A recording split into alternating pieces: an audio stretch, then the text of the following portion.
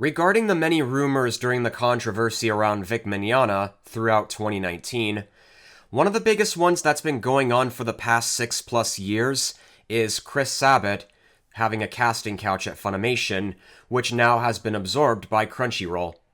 But so far there isn't much evidence to support that, and he's still employed as a voice actor and producer as of today. Even if an I Stand With Vic stan did try to show something that looks like evidence, there are still problems with those attempts. If you're not attached to Mignogna himself, aside from I Stand With Vic of course, and have been involved with the drama for a long time, you should already know Vic admitted everything he was accused of, and it doesn't matter if he thought everyone took it the wrong way. I've highlighted some of those in my previous videos, so I won't go too deep into detail because of this. I'm making this video for those who don't want to spend so much time watching Mars Girl's 11-hour-long document, or prefer to take these understandings one video at a time, and partly to explain this subject in more depth. So to give a couple shoutouts, this video was inspired by one of Mars Girl's TikTok videos, and the Reddit article disproving the rumors of Chris Sabat having a casting couch by Skigs. Don't know if I'm pronouncing that right, though.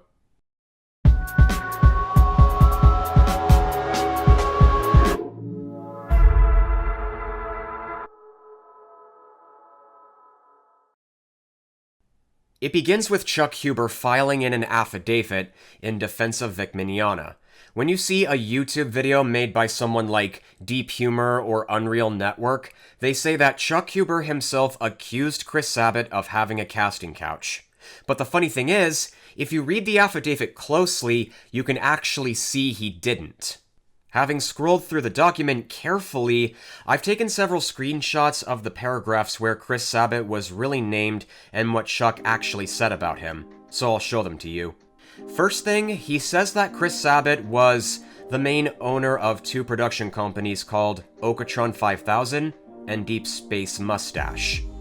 Second, Chuck first heard Vic Mignogna's name by Sabat himself in 2003 or 4 and speculated he was gay based on how he dressed and called him a pedophile.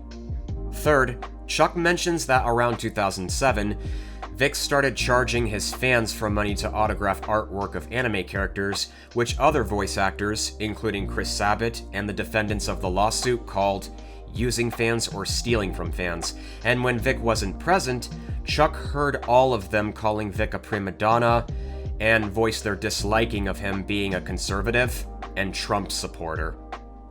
Fourth, Chuck claimed that working at Funimation was unpleasant, and if anyone fell out of favor of people like Sabat or tried to change working conditions, he would never hire them as a voice actor again.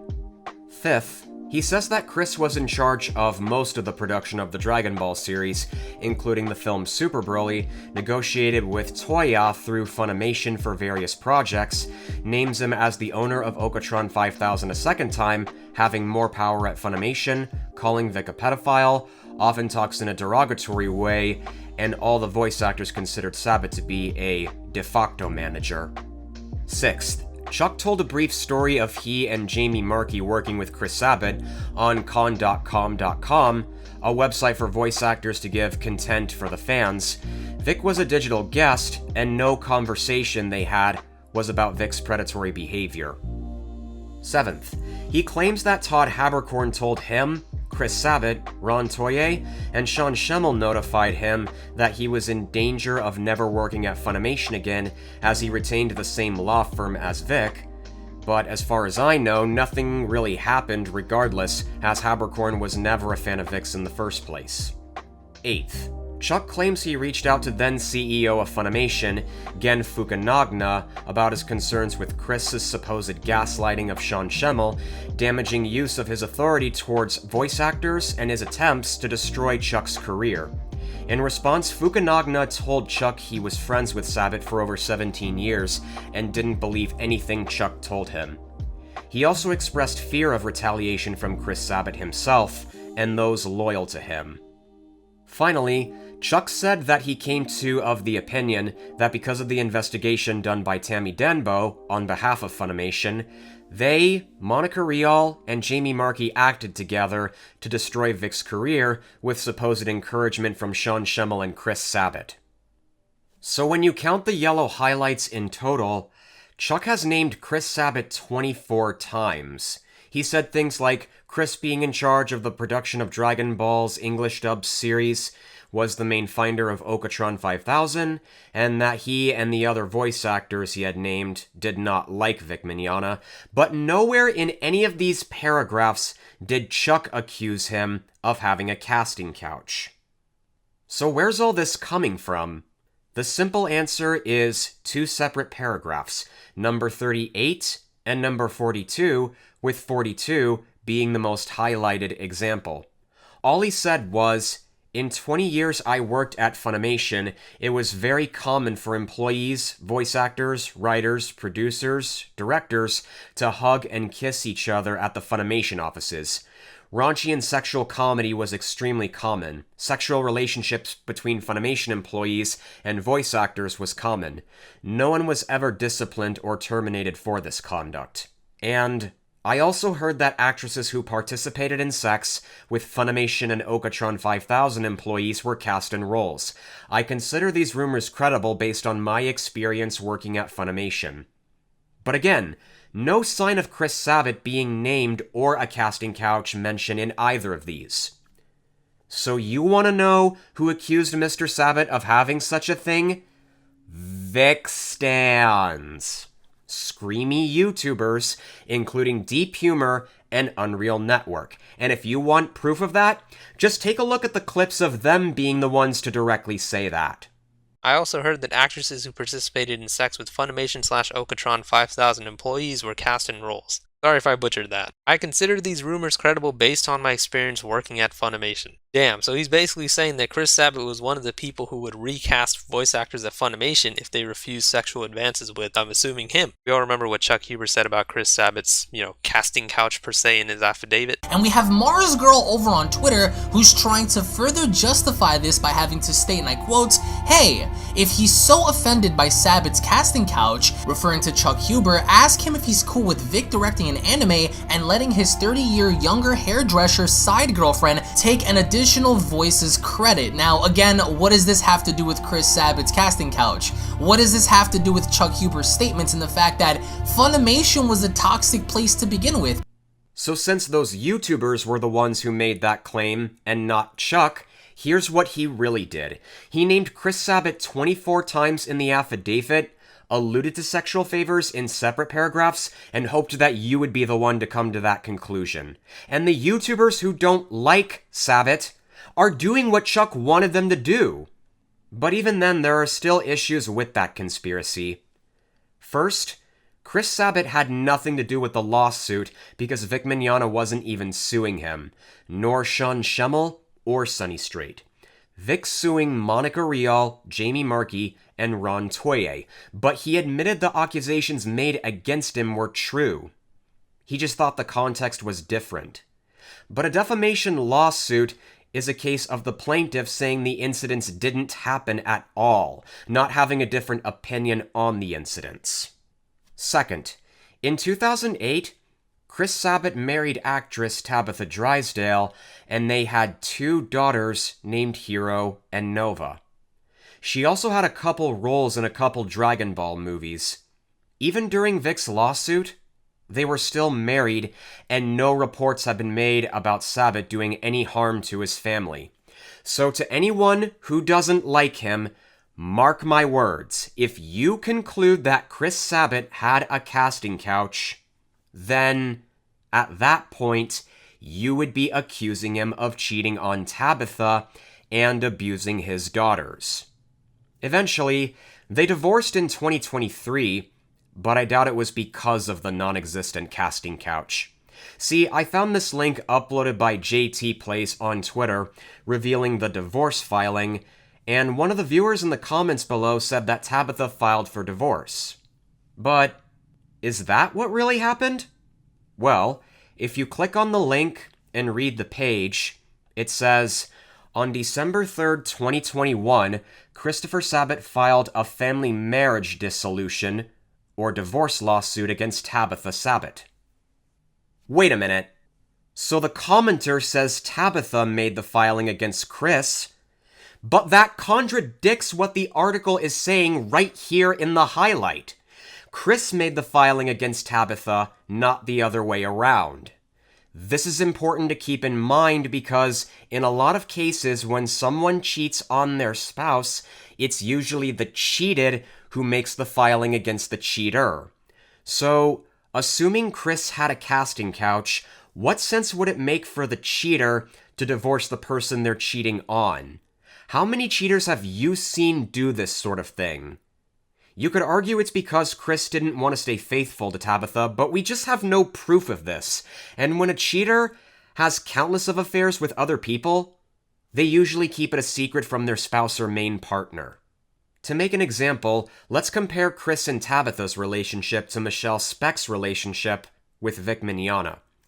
There were stories about Vic bringing his fans to his hotel room for sex, had countless affairs with strangers or prostitutes, and constantly made every woman he was attracted to feel special and seduce them in any way he could think of.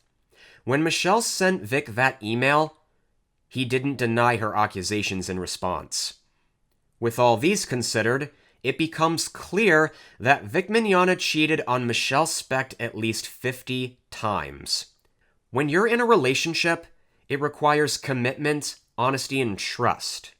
But for Vic to do those things for all these years, behind Michelle's back, that's dishonesty and betrayal. So with all this information that we know of, it makes sense why she would never want to be in a relationship with Vic, ever, and if they got married, it would make sense for her to make the filing for divorce against Vic. But comparing that to Chris Sabat and Tabitha Drysdale's relationship, we don't know much about their history other than marrying in 2008, having 2 daughters, and divorcing in 2023. Not to mention that article revealing the filing was done by Chris, not Tabitha, if this is the same voice actor who has worked for Funimation. It just doesn't make any sense that a cheater would file for divorce against the cheated. In essence, that Twitter user, Anarchy Horror Fan, who is claiming Tabitha made the filing, has got to be lying to the person they're following, other people who read his response, and himself. 'Cause they knew the file said it was Chris who was the one who made the filing in the first place, but he's twisting it into something it isn't and is coming to a conclusion that contradicts what exists. So either Anarchy Horror Fan is lying on purpose, or they don't have enough critical thinking skills to recognize the importance of who makes the filing and why it is. Third, even though Chris and Tabitha divorced, there's still evidence that he loves his daughters. On his Instagram page, he posted several pictures and told stories of what was going on during those times, both during and after the divorce. For example, on July 17th, 2022, Chris told a story about his family going on vacation to the Bahamas, how one of Nova's feet got crushed by a loose log decoration and was sent to the hospital. On May 14th, 2023, roughly a month before the divorce was complete, Chris posted 2 photos of himself and the girls with a bunch of coffee merch from La La Land Kind Cafe. On April 22nd, 2024, he uploaded a one-piece birthday card drawn by Hiro. Later on Halloween that year, one of the girls cosplayed as Jiro from My Hero Academia. I don't know about you guys, but this doesn't look anything like Chris Sabat abusing his daughters, but still raising them like a responsible father. So if he did have a casting couch, here's what we need to prove it's true. 1, we'd need a good number of people coming out and reporting their bad experiences with him, the way they have with Vic Mignogna.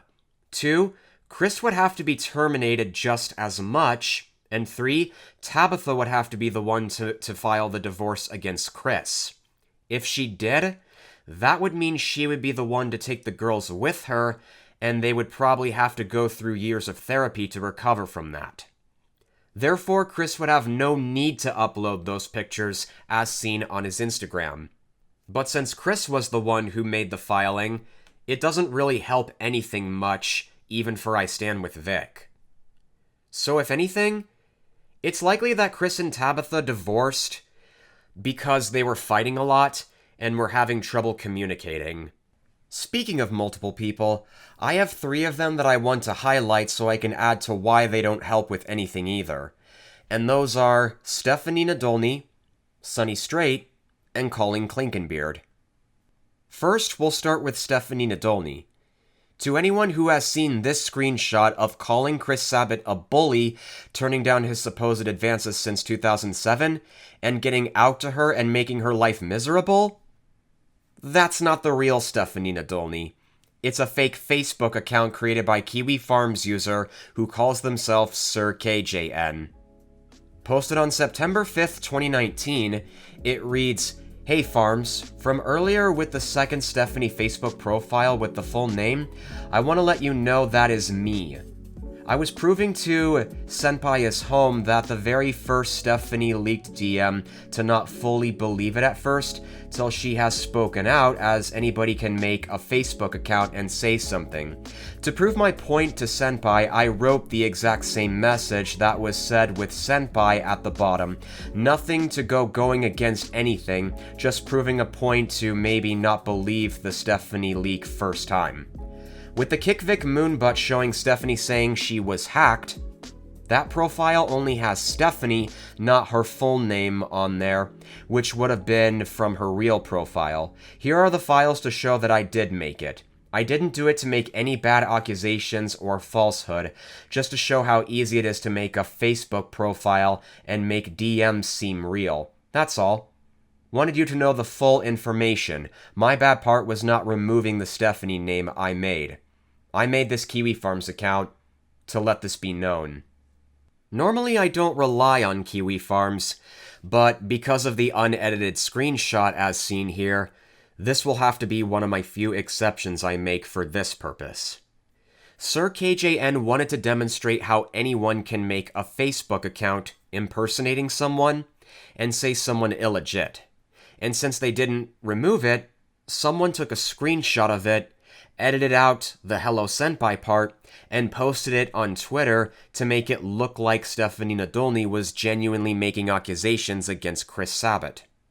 I don't know if it was the same I Stand With Vic stan who edited that or someone else, but they hacked into Stephanie's official Twitter account, pretended to be her, and liked countless of Twitter posts who said negative things about Funimation voice actors, as well as Erica McCord's Twitter thread denying, if not debunking, Faisal Ahmed's speculation of what he thought was going on between her and Vic in his affidavit, and the imposter was suggested to talk to Nick Rekieta about the falsehoods of Stephanie's relationship with Chris Sabat. Kick Vic, believing it was her, began to slander her until Rachel Moonbutt contacted her to see if she had control of her Twitter account, but she said she didn't and confirmed she was hacked. Though Monica Rial said she felt betrayed at first, ultimately she found out Stephanie was hacked and showed her followers the evidence. Later she would go on to write a long Twitter thread basically explaining that Stephanie did not substantiate the screenshot of the fake Facebook account. Please skip this if you don't care about the drama. I have to correct this. In no way was I validating Stephanie's allegation against Sabat. I've known her for years, and she's never mentioned anything to me about Sabat. I was concerned about her arrest records getting out. In fact, the records of her supposed DUIs is also a fake document if you check it out on photo forensics. If it's real and unedited, it's highlighted in white. But if it is edited and fake, it's highlighted in color. This case doesn't involve her, and yet people decided to drag her into it and air her dirty laundry. It sucks, it's cruel, and you should be ashamed. She has not even confirmed that the pic of the DM floating around was actually written by her. I also have no idea if there will be more Dragon Ball. I certainly hope there is, who doesn't, but the voice actors would be the last to know. That said, if there is, of course there will be a new Broly for obvious reasons. And to the fans who reach out looking for comfort only to try to twist my words and use them against me, You're disgraceful. I love the fans and want to be able to speak with them privately, but you've ruined that for them. I hope you're happy. To the fans, I love you all dearly. I'm sorry you've had to endure this drama. I promise you when this is all over, I'm going to work to bring our community together. This has all been hell on all of us. I just want to go back to chatting with you guys and having fun. To clarify, I felt betrayed because she was liking tweets that were inflammatory against me, but it turns out her Twitter was hacked. Simply put, someone from I Stand With Vic saw the fake Facebook profile as an opportunity to drag Stephanie and Chris through the mud, even though the lawsuit or drama weren't even about either of the two in the first place. Then Monica explained why Stephanie had nothing to do with it, and criticized those who did. She explained all of this so she could confirm that Stephanie was in fact hacked. As for the interview she had where she mentioned her boyfriend, it was a video posted on February 11th, 2019, uploaded by the YouTuber Maven Collectibles. When CEO Jason Lee Rosa spoke to her, she talked about her experiences in the industry. Though the video is no longer available, I've taken several screenshots of what she said on Bounding into Comics. Did you feel like there were any mistakes on your end that could have led to your being let go? Because you're saying this was a rumor from another coworker that told you and the company didn't even tell you. So there was anything that you could foresee that you felt that maybe it was a self-sabotage kind of thing that you did? I think what it was, it's really hard to prove these kinds of things too, but I had been seeing somebody romantically back from like 2003 to 2009, and when we split, he absolutely completely freaked out and his ego was affected, and he said, "I'm gonna ruin your career." So he called all my employers and aired your business. Wow. Yeah, aired my business or whatever. My personal life, some of it is true, some of it wasn't. And so, I think that's what kind of led me not being able to reprise my character, was that. I don't want to get into it if you don't want to, and I respect that. It's none of my business. But I was curious because it must have been some serious stuff for them to think that then. It's like I said, it's a clique.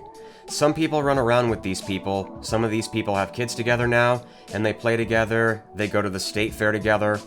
It wasn't on purpose, but over time, I kinda got pushed out of that whole clique, and I was trying to just be professional and make it about business.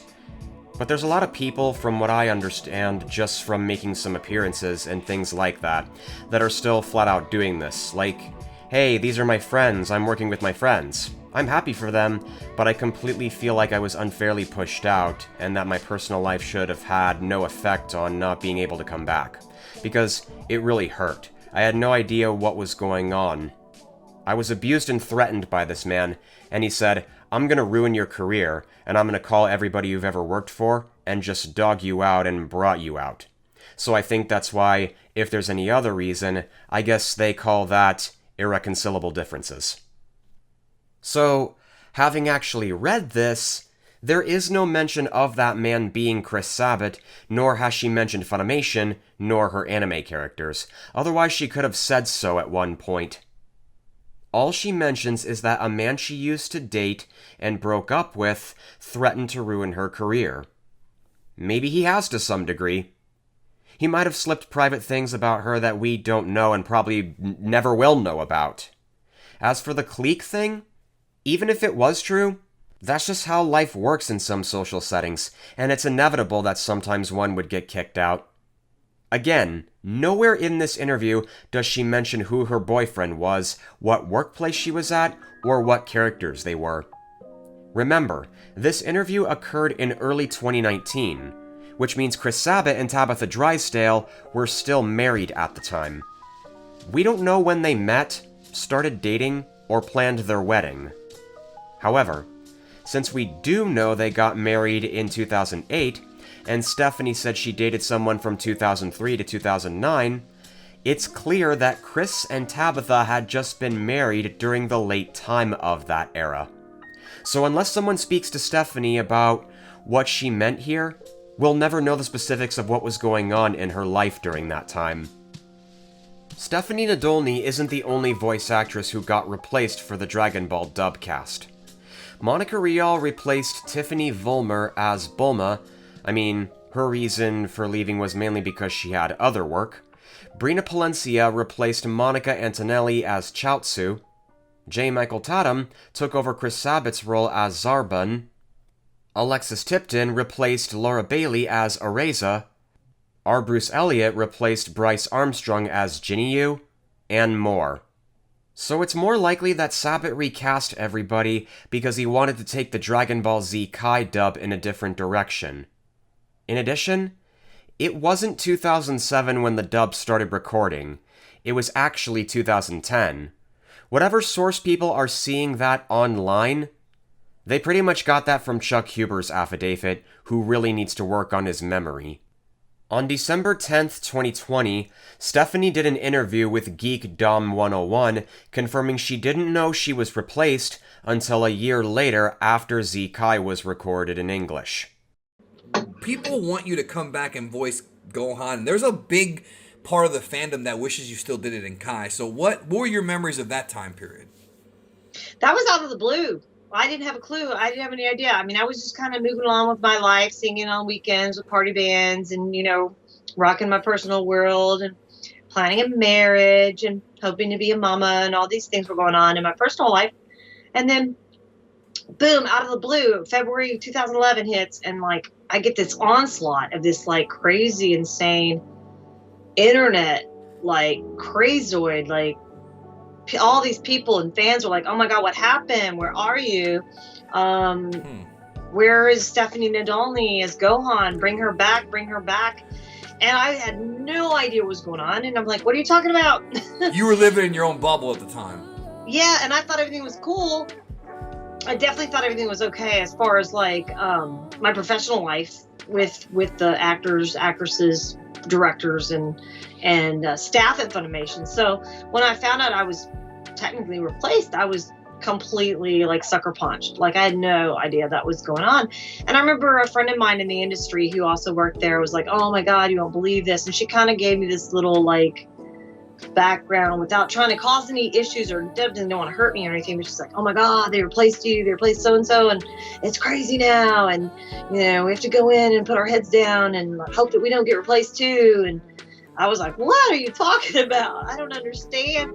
And so then there was this onslaught of fans that were like, oh my gosh, you have to bring Stephanie back. Well, I had no idea that I had been replaced. I had no idea that there was a Dragon Ball Z Kai. I didn't even know it existed, to be honest. Right. So when it happened, I was thrown back at first, and then after I kind of let it sit in, I got really, really sad and really hurt, personally hurt about it. What did I do? Did I do something wrong? Why did they make these changes? And as much as I thought, okay, I'm the only one being replaced and then other people replaced, it kind of was a little bit of comfort, but I didn't want other people to be replaced either. But it was okay, so they're making some directional changes. And being from my history of being bullied and moved around and transplanted, that really hit that nerve of being okay, I'm not being accepted. Maybe I'm not good enough. I don't fit in the crowd. I'm not with the popular crowd. I'm not with the clique or whatever, right. Whatever it is. Yeah, and I just felt okay, I guess I just don't belong anymore. Or I don't know. It was very, very painful to just, especially not being kind of alerted ahead of time. You know what, we're going to make some changes. You've had a great run, or this is great. I didn't get any of that. It was just boom. I was gone. And it was very painful because it was a big part of my livelihood, especially something that I could do that was unique. Not just the singing and the traveling with the show band. This was this is voicing characters. This is Japanese anime. This is something unique that now all of a sudden I have an IMDb page and a Wikipedia page I didn't even know about until then. Or around that time. Maybe a little bit sooner than that, but I was just oh my gosh. So yeah, I took it. I tried not to take it personally, but it really hurt. Right. It really hurt. So yeah, I don't know why they did that, but I definitely didn't try to intervene or beg for my role back or anything. I just kind of stepped aside and let the directors do what they felt they needed to do and just tried to remain professional and wish everybody the best. I just love that I Stand With Vic uses the fake Stephanie Facebook profile to show people she accused Chris Sabat of sexually harassing her, and yet here she is admitting to living her life in the happiest way possible as she tries to find a husband and hoping to become a mother. Now, don't get me wrong, she also said that she was disappointed as she took the time to adjust her mind to it, but still, she never mentioned anything about sexual favors nor bring up Chris Sabat. She was just throwing out guesses as to why she was replaced and doesn't know the definitive answer.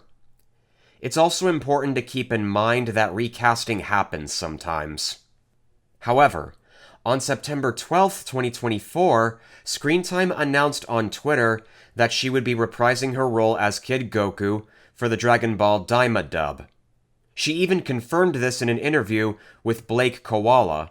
Stephanie, it has been some time since we've heard from you, and now you are making your appearance back in Dragon Ball Daima, am I correct? Yes, and we just found out yesterday, so you are the first interview where I can actually speak out of the NDA, because I did sign a non-disclosure. But the voice is in the trailer, and the fans know the voice. They know the voices, so they figured it out. But now it's official. So, think about it for a bit. If she really fell out of sexual favors with Chris Sabat, there's no way she would want to come back to Dragon Ball or even talk about it anymore. We don't even know what Colleen Clankenbeard's thoughts are for Stephanie's return. Second, Sonny Strait. In a 2015 panel at Ocala Comic-Con, someone asked him how he got into voice acting and joked about sleeping with Chris Sabat, including everyone else. Many I Stand With Vic stans and culture war YouTubers cite this as evidence that Chris Sabat does have a casting couch and label it as one of those jokes that had a little bit of truth in it. Hi, how did you both get into voice acting in the beginning? Well, I slept with Chris Sabat. I don't know about Matt. Yeah, you too? I mean, if we're already talking on the topic, we might as well. We all did, actually.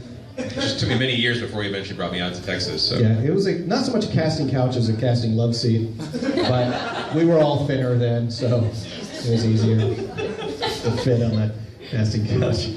So this may be a thing where he's just making a casual joke with Chris Sabat, but think about it, guys. He named Chris Sabat as someone he had to sleep with as a joke to, get his role. And he even said, we all did. I don't know. I feel like that is way too coincidental with everything that's going on right now. He could have named anyone. He could have said, I had to sleep with Sean Schemmel, I had to sleep with whoever, but he named Chris Sabat specifically. It may be because Chris Sabat is in a position of power, so that was a part of the joke. But again, guys, Chuck Huber said something very, very specific in his affidavit. He made the suggestion that Chris Sabat is involved in a scandal where people in power at Funimation are forcing female voice actresses to sleep with them to keep their roles, otherwise they'll be recast.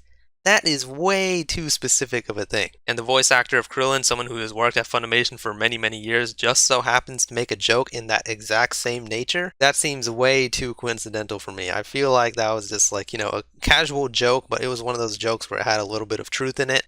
But even then, there are still issues with this source as well. People are only highlighting the part where Sonny joked about sleeping with Sabat, completely ignoring the earlier jokes he made beforehand. Yeah, I got in trouble in school a lot, both high school and college. But I'm a voice actor and comic book artist. In my comic book work, I've worked on the series ElfQuest. I still color for that at Dark Horse. So this is going to be a Q&A. So you guys have any questions? No? Okay, thank you guys so much for showing up. This is really great turnout. And the more serious answer about how he really got into voice acting. Well, I slept with Chris Sabat. I don't know about Matt. Yeah, you too? I mean, if we're already talking on the topic, we might as well. We all did, actually. It just took me many years before he eventually brought me out to Texas. So. Yeah, it was not so much a casting couch as a casting love seat, but we were all thinner then, so it was easier to fit on that casting couch. Actually, I did a lot of theater. I wanted to be a professor of theater. And then Funimation moved to Texas and had open auditions for Dragon Ball Z. And I got the part of Krillin. But Krillin, dies a lot. So it was still a part-time job. And I didn't take it seriously until Cartoon Network asked me to audition for Toonami Tom. And once I got that part, I realized I kind of stumbled into a career. Basically, whether this has any relevancy or not, these voice actors make casting couch jokes and other kinds of jokes all the time, so none of this is new to them. Third, Colleen Clinkenbeard. She once told a story about someone pulling a prank on her, and to her recollection, she believes it was Chris Sabat. Yeah. Okay, so yes. Do weird things ever just happen when you all get bored at Funimation or something? Sure. Any stories we can hear? Yeah, when we get bored at Funimation. Let's see. We do a lot of scaring each other. The engineers, when they get bored at Funimation, they take things that we have done, sounds that we've made, lines that we've said, outtakes that we have, and make raps of them.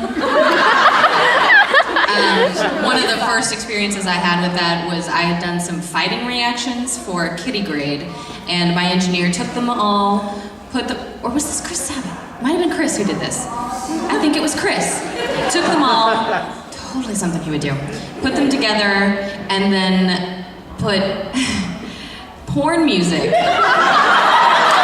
behind the track, and then put the sound of bed springs behind it. So it sounded like I was making a porn. And then at the end, he included a line that I'd said in the show, something like, "I'm out of here," or something like that. So one of my very first experiences at Funimation was a little humiliating. Okay, so that may have been crude and all in its own way, but here are the problems I have with people who use this to prove Funimation is hypocritical, and they should have been charged for this or something. The first is, Colleen began to work for Funimation as a voice actress in 2004, and the story she told was at Anime Festival Orlando in 2009. These were years before Sony bought Funimation in 2017, and when they did, they created a no-hugs policy and probably other policies, so therefore, Funimation could have reduced those kinds of pranks. The second is what Colleen described the experience as.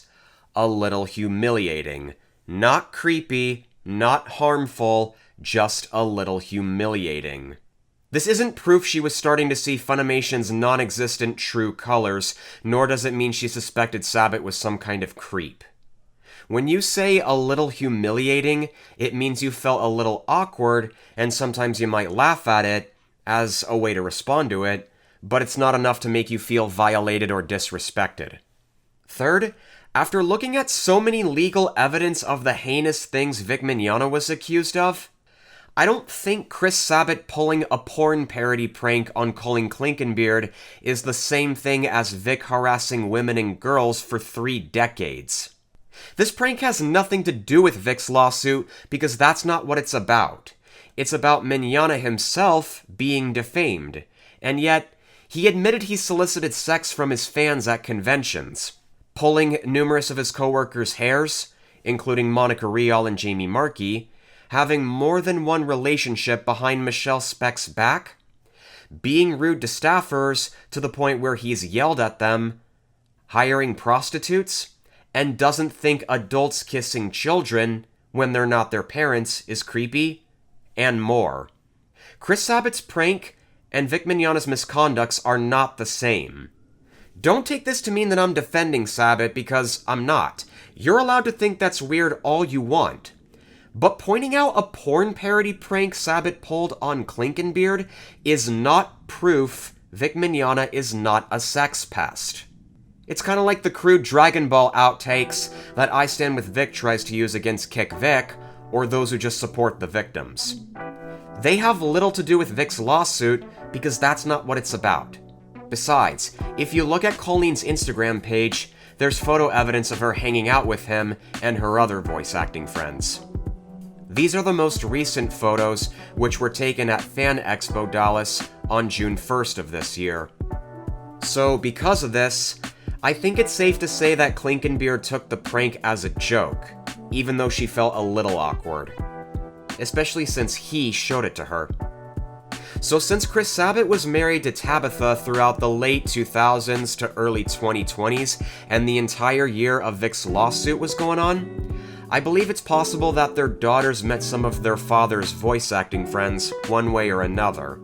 Maybe they even inspired them to be voice actors someday.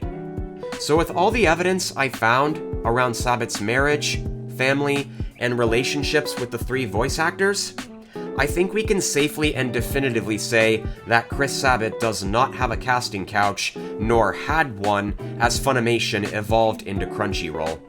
On top of the lack of evidence, you probably shouldn't listen to everything a guy like Chuck Huber says, because if you follow him outside of his voice acting work, he basically has a lot of political and social opinions that most people look down upon. He's a flat earther, a COVID-19 conspiracy theorist, he's an anti-vaxxer, anti-Semitic, anti-Harry Potter, an NFT supporter, he has bad takes on autistic people, and harasses those who dare try to challenge him or question him out of curiosity. And sometimes, he'll block them for it. To further elaborate on those things, I would like to highlight one of the most hypocritical things I've seen Chuck say on September 14th, 2021, and make comparisons to them. Anyone is free to unfollow me. Fans should learn to discuss things the way Chuck does, without insult or anger.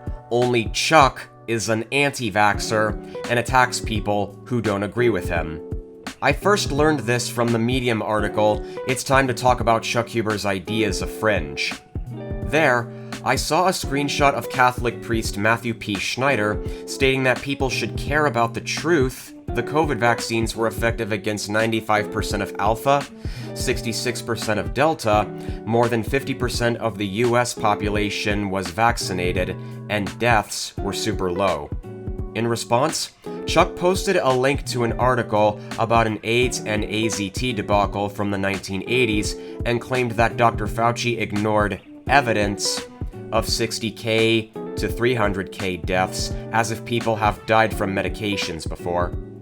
The article that Chuck highlighted is from Spin magazine, which was originally written by Peter Duesberg and copied and pasted by Celia Farber.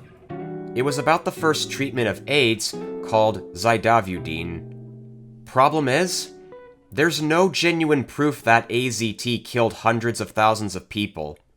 Duesberg is an AIDS denialist who claimed that HIV does not lead to AIDS, and the early side effects of the treatment led patients to their deaths, such as nausea, vomiting, headaches, and damage to the immune system. While unpleasant as they lasted, studies proved they were not fatal. In 2000, South African President Thabo Mbeki invited several AIDS denialists to join him in his presidential AIDS advisory panel. Duesberg was a part of this group, denying the dangers of the infection. In consequence of that, it got more than 330,000 people killed. That was until 2009, when Mbeki's term was over. Jacob Zuma took over the role and rejected Mbeki's denialism. Health Minister Barbara Hogan followed, saying that an era of denialism was over. One time, on July 20th, 2023, Chuck told someone he once had a contract with Awakon, and the owner Faisal Ahmed invited him to come as long as he promoted the Pfizer vaccine. When Chuck refused, Faisal canceled his appearance. Later, he reminded his followers of the same thing on May 8th, 2024, while retweeting a post uploaded by David Icke to prove his point. The article he linked was on independent.com.uk, explaining why the AstraZeneca vaccine was withdrawn. It speaks of a rare blood clot that led to only a few deaths. Here are the problems with Chuck, David, and what they're trying to provide. The first is that if you read the whole thing, the article repeatedly states that deaths are potential and extremely rare, saying things like, the drug could cause very rare but life-threatening injuries. AstraZeneca recently admitted that its vaccine, initially called Covishield, could cause very rare side effects like blood clots and low blood platelet counts, the Telegraph reported. And it is admitted that the AZ vaccine can, in very rare cases, cause TTS. The causal mechanism is not known. Also, at the end of the same article, there's a paragraph that says, AstraZeneca was proud of the role their vaccine played in ending the global pandemic. According to estimates, over 65 million lives were saved in the first year of use alone, and over 3 billion doses were supplied worldwide. So, basically, while a few people have died after taking AstraZeneca, most people who took it were fine and had no diagnosis of TTS. One of my sources, BBC, reported on April 3, 2021, out of 18 million people vaccinated in the UK, 30 people have developed blood clots, and out of those 30 people, only 7 of them led to death. Though it was never made clear whether it was a coincidence or a genuine side effect. There were investigations, and the European Medicines Agency said it was possible, but not proven. But even then, the European Medicines Agency, the World Health Organization, and the Medicines and Healthcare Products Regularity Agency agree that the benefits continue to outweigh the potential risks. So if anything, most studies suggest that it's more likely that individuals with health problems have led to these blood clots and deaths, not the vaccines themselves. Not to mention COVID-19 itself, which is why doctors advised citizens to stay at home as much as possible, wear masks and socially distance before the vaccines were accessible. The second problem is David Icke himself. He's been a long-running conspiracy theorist his whole life. A November 2022 article posted on BBC reveals he was prohibited from entering the Netherlands for saying false things like how the virus began with 5G mobile phone networks and a certain Jewish group. A May 2020 article highlighted examples like Icke claiming the same 5G network is responsible for damaging the need to absorb oxygen, which prompted YouTube to remove that video. Other falsities he made were that there was no link of catching the virus with handshakes, and that Germany was starting to legalize rape with Muslim men. Because of this, he ultimately got in trouble and was banned on Facebook and Twitter. Though for the latter, that was until in 2023, where Elon Musk bought it and renamed it X, which allowed Icke to reinstate. The third problem is Chuck Huber himself. Notice he's retweeting what David Icke wrote about AstraZeneca and reminding his followers of his cancellation from Awakon for refusing to promote Pfizer. Because of this, I think he's using the rare deaths around AZ to justify it. Here's my problem. Pfizer has no connection to AZ.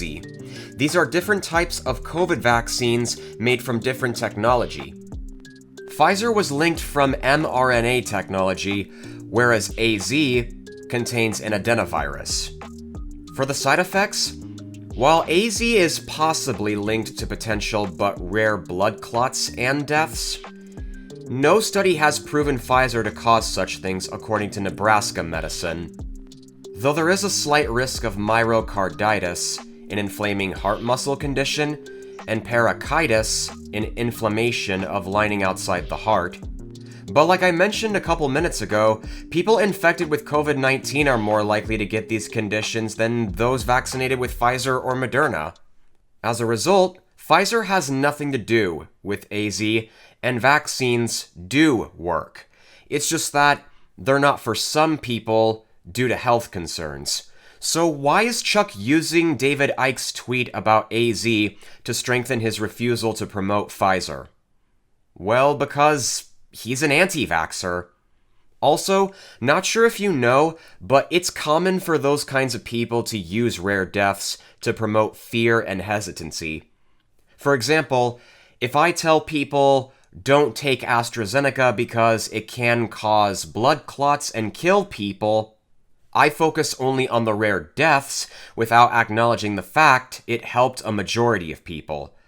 That's striking fear and promoting anti-vaccinationism.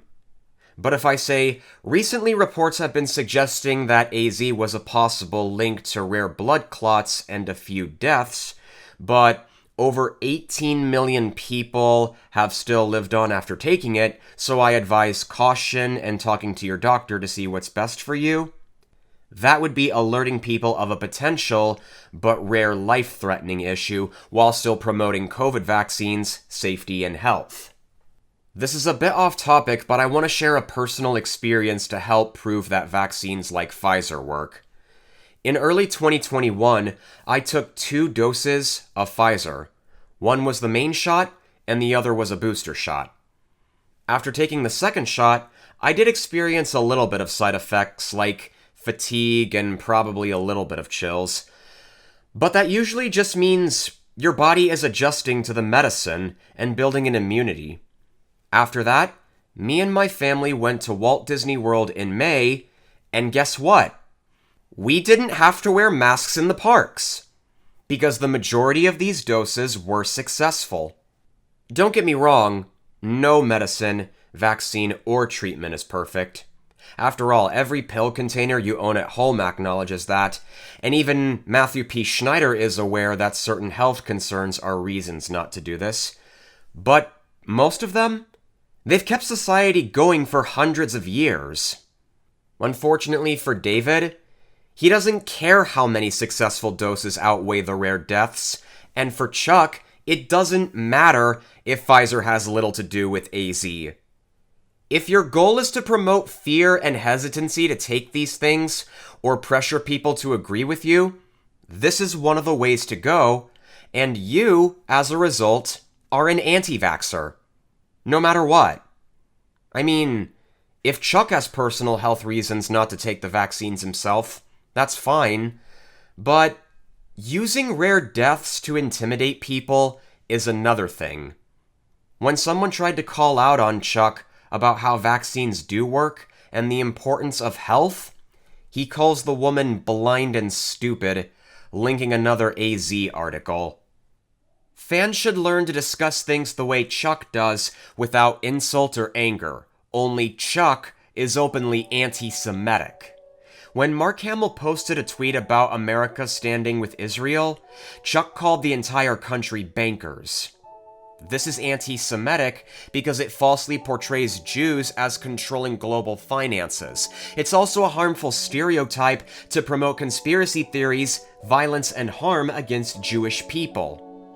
One of the ways the term became a stereotype was ancient medieval times, where European Christians were forbidden by their church to lend money for interest because they believed it was usury.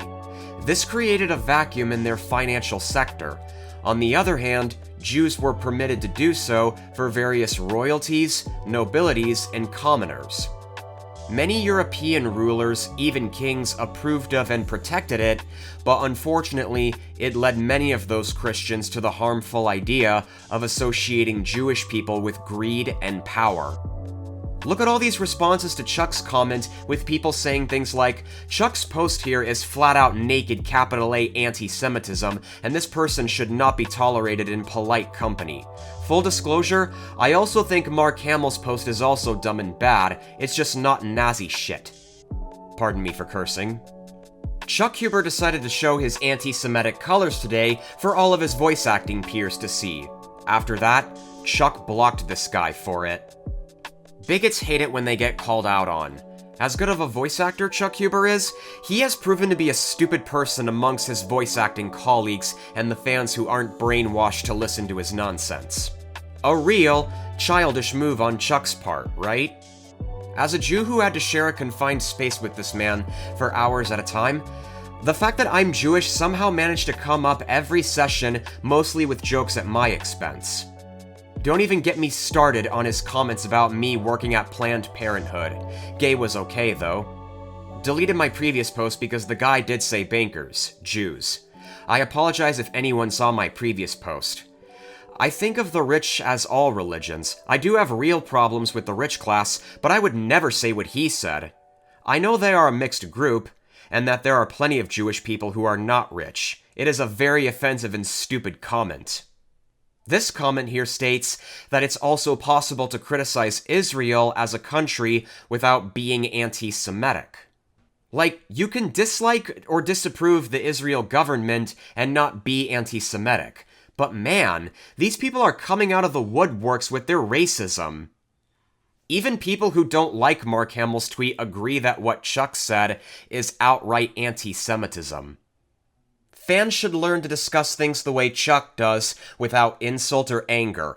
Only Chuck supports NFTs and slanders people who challenge him or ask for his opinion out of natural curiosity as to why.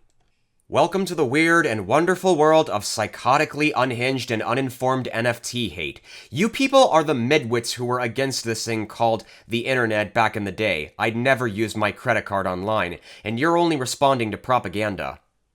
Can you explain to me why NFT hate is unfounded? Amidst the stolen art, scamming fans, the poor, the harm to the environment, and lack of regulation amongst other problems, I don't think it's as maladaptive to hate NFTs as you make it out to be. In order to explain to idiots, I would first have to become one, so no. Wow. I was just asking for your perspective. Get your own. Well, that was rude. After that, Chuck ended up blocking Laru, striking more disappointment in him and his own followers. The man who insulted me and blocked me for asking about his perspective and citing reasons why people disagree with this support of NFTs. Every mildly successful and gullible person wants to think they could be a multi-millionaire by doing nothing. This is the basis for NFTs, and you become a villain for merely pointing out fallacies. He got me too. Weird considering how chill and nice we both were the whole time. I can't believe he was my voice acting teacher. He blocked me too, by the way.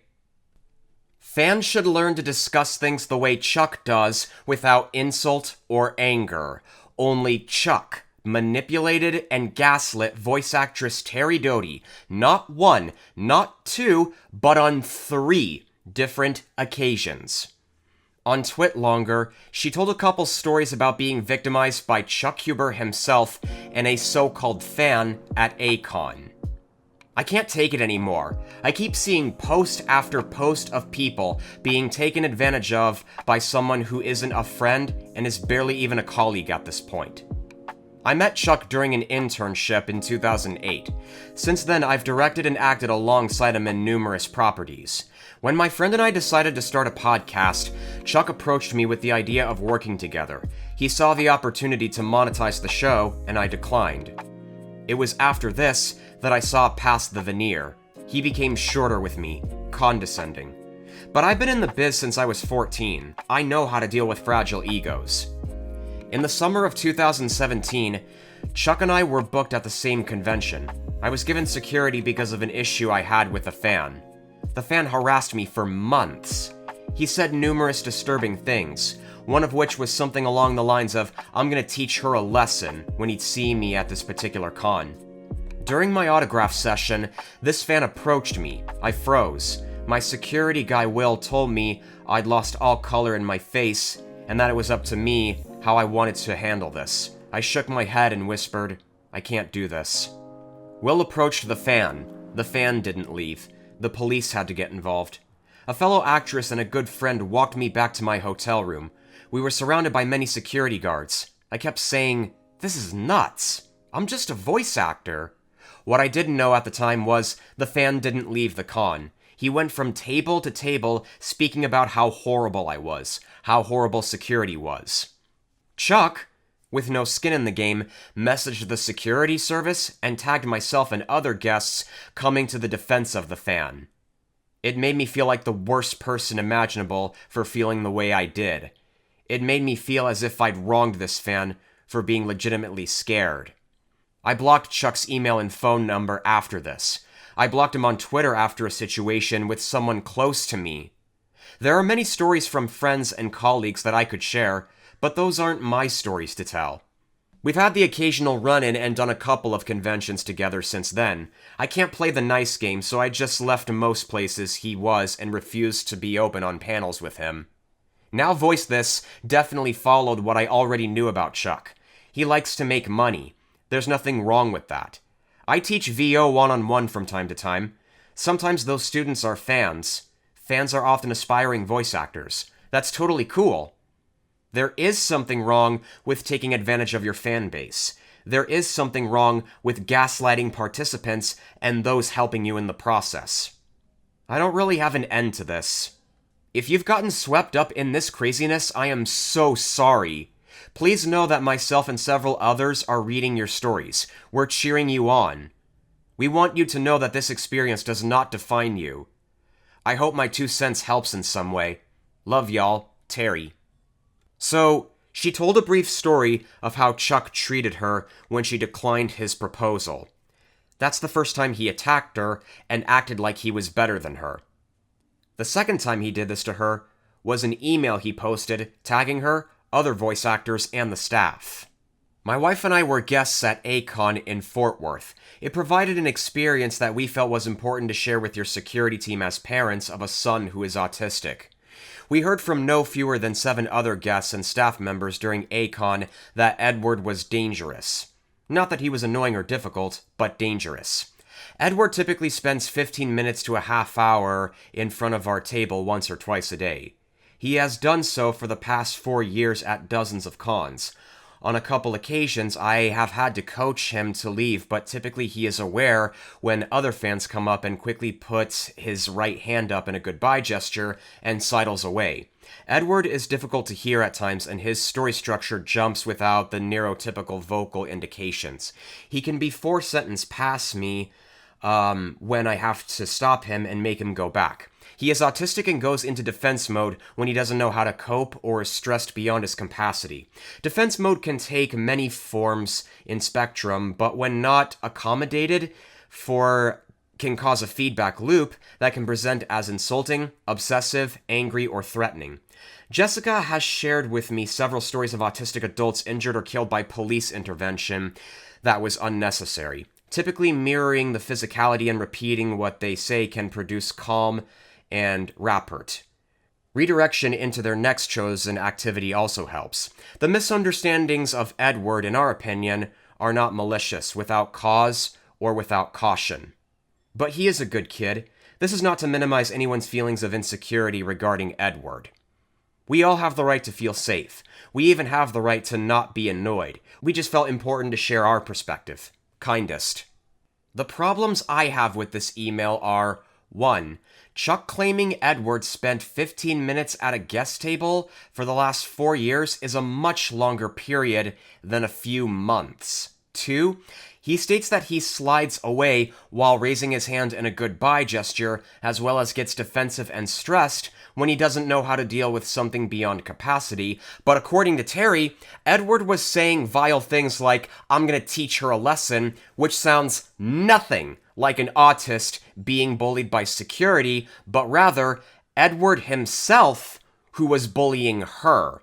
And 3, Chuck claims his wife Jessica told him several stories of autistic adults getting hurt and killed by the police. However, it's not the police's job to know whether the perpetrator is autistic. If you harass a guest at a convention, security will have you removed. In fact, Terry noted that the police wasn't the first option she had to get rid of Edward. Since he didn't leave, it means he refuses to take no for an answer. That's why the cops got involved. Besides, my sources say that police are well trained to deal with autistic people. They're employed by specialized training on de-escalation, communication, remaining calm, recognizing autistic traits, and use concrete language. Besides, having watched a couple of arrest video documents on YouTube, with a couple of entitled women, I noticed that police usually try to stay calm, like they would have the patience of a saint to deal with someone being difficult, autistic or not. The third time Chuck manipulated Terry was in 2021. Instead of apologizing to her or explaining why he believes Edward is autistic, he highlights only his own email, creating a bunch of chaos from his followers and defenders. Simple idiots and even Terry are attacking you for this. Hard to really sympathize with them when they attack you for making good points and telling things as it is. Thank you, Chuck. I think people get caught up in these things and act out of virtue, but they can also quickly become blinded by their own virtue only to not see the truth of the matter. And also, be careful about Terry Doty. She's talking shit about you online. You're too kind. I pray someday I can get rid of my negative feelings, and I hope you live a fulfilling life with the people you love. You did the right thing, Chuck. As for your coworkers, I think they need some sensitivity training on how to handle people with autism. Here's one important thing that bothers me about Chuck's defenders. Terry linked her article from her Twitter account on September 24th, 2021 at 7:34 p.m. Mountain Times, and Chuck uploaded his post on the exact same day at 9:51 p.m. also Mountain Times. I may seem a bit too fixated on this detail, but the reason why I'm bringing this up is because conspiracy theorists and Chuck defenders want you to believe that Terry responded to Chuck when it was actually the other way around. For example, enter the YouTuber DracoLordNick67. He flat out stated that Terry, quote, called out on Chuck when all he had to do was pay attention to the time dates. She's specifically trying to spit on his name. Trying to, call him out and just be all like, yeah, look at how bad he is for disagreeing with me. Mind you, there is one person who really responded to Chuck's response, and that was Shane Holmberg. He attached an email he sent to the ACON staff alerting them about Edward's harassment, basically backing up Terry Doty's side. This was posted on September 25th, 2021 at 4:37 p.m. Mountain Times. Screw Chuck. I was nice before, but screw that. This guy was warned and stalked a guest for months publicly, then managed to get at her at a show after being warned. I still have the internal email convos about this, reposting updated retractions. Some of these words are redacted, so I'll at least take a guess of what I'm reading. Everyone, over the past few weeks or months, Edward has had some fairly bad and creepy behavior. He harassed one of our guests, Terry, and has spent weeks now harassing her by posting public comments on Facebook, including this recent video. At one point, she blocked him, but to get his message across, he started then having friends of his message her. She has spoken with me numerous times about how uncomfortable this is making her come to ACON, although now others including Chris Sabat are aware of it. At this point, she will have a guest handler from John Hindy's staff who will not allow Edward around her during the convention. It is my opinion we should advise Edward of that now, as to avoid the scene which will probably occur when he finds out on site, most likely next to her booth or one of her panels. I would also suggest that we warn him that if his behavior online with these types of posts does not stop, he will not be allowed to attend ACON at all. The fact that Shane mentioned Chris Sabat and alluded to other voice actors being aware of what was going on, this should really say something about how Chuck is the only one to say that Edward was autistic, especially since this was the first time he commented on the incident and hasn't mentioned Edward in previous years. Take a look at some of these people responding to all three commenters as well. This is not a good look. Now, I have autism myself, and you can't justify months of harassment with it. In fact, it just ties being autistic to being terrible. Be better. I got more to say later, but I need to get my thoughts to paper. My brother is on the spectrum, and I can tell you he knows not to send threats to voice actors and celebrities he likes. It's not the autism. They're allowed to be held accountable for their actions. Not to mention, sir, you are not a trained psychiatric professional. I'm a major in psychology and know that anyone with autism know right from wrong. Do not infantilize them, and only stigmatize that anyone with a mental illness can do no wrong. Out of here with that BS. Autistic people know right from wrong. Autism doesn't cause people to harass others. Autism doesn't cause people to send death threats. You are accountable for your actions. Don't be a Chris Chan and take no accountability. This kind of sounds like damage control. I can't believe people are buying this.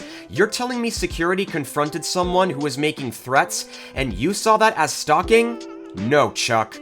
You turned your back on a fellow voice actor when she was in danger. For those of you who are thinking about participating and now voice this, don't.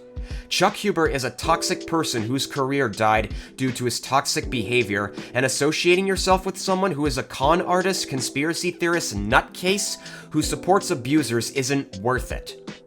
It may be worth reading another account of the situation. I know it does hurt to think of someone you like doing something callous, but remember, people are multifaceted and people do and say the wrong things sometimes. To further elaborate on why Chuck's comment about being autistic justifies harassment is inherently flawed, I want to talk about this guy, Mets2128. He also goes by Luffy Deathwalker on Vic Mignogna's Twitch streams, but his real name is Seth Stadler. He is by far one of the most loud, vile, and aggressive Vic stans I've ever seen on the internet. So I'm going to highlight a few threatening videos he made, sending them to Monica Rial, Jamie Markey, Mars Girl, etc., to demonstrate what I mean. Brace yourself, these clips will be uncensored. Let's just say she's not getting the same level of fucking mercy, especially when she laughed it off last time. Monica, why don't you do the whole anime community a fucking favor? How about you submit yourself to and I'm sure Vic would be willing to do it. I mean, he would be fair game for this. Why don't you both submit yourselves to a polygraph test? A lie detector test. Then we'll see which one of you is the fucking liar. Because I know full well it's not Vic. Because you're willing to stick your neck out for Damon Mills, unknown, an admitted pedophile, serial rapist, and child grooming and molesting child grooming piece of garbage, whose face is meeting the end of my fist, whose face is meeting my fist if we ever cross paths. And you were more than willing to throw Victor Joseph Mignogna under the bus because you were jealous over the fact he got more credit over you. It seems that Funimation is now deciding to get rid of all evidence that Vic Mignogna ever worked for them. And who's the rat behind it? One hashtag at marching mark, Jamie Marching. Because she has connections with some of the higher ups at Funny. Jamie, I've told you this before on Twitter. I've told Monica this. I've told Sabat. I've told Straight Sunny this on Facebook. And I've told Mars Girl this.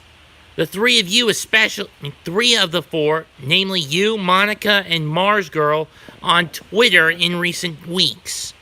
You three are doing nothing but burning a man's reputation on an altar of your own spite towards the guy. And in regards to the podcast Monica and Jamie did, so yeah, this is somewhat of a double header.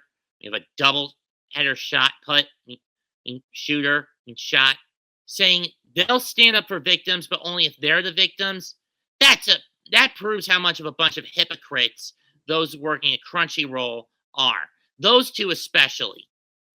Saying that the cops shouldn't get involved, or you should go to the cops instead of putting out hit pieces.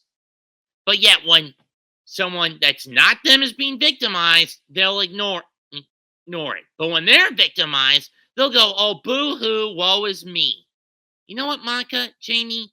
You two whores should go fuck yourselves, for all I care. So, like I said, he is one of the most vicious and vulgar Vic stans anyone could come across. He's been acting like this since 2019, whenever he saw someone express support for the victims. And guess what? You can tell he's autistic, not because of the threats he's sending to Vic's critics, but by listening to the sound of his voice. It's very nasally and high-pitched like this. You know what I mean?